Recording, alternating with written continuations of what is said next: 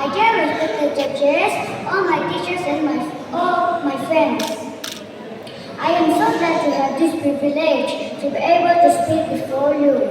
First of all, I want to introduce myself. My name is Enoch from Khiangte, and I'm from Southern Flower School Neih.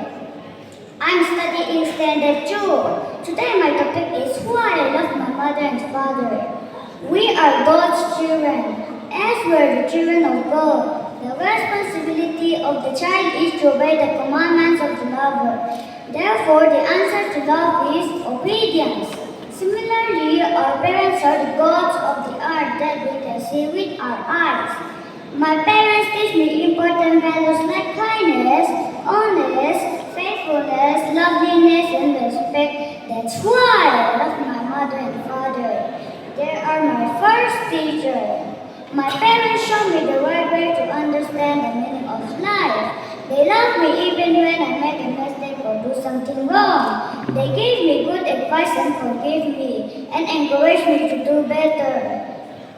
They love me unconditionally. They make me feel special and loved. That's why I love my mother and father.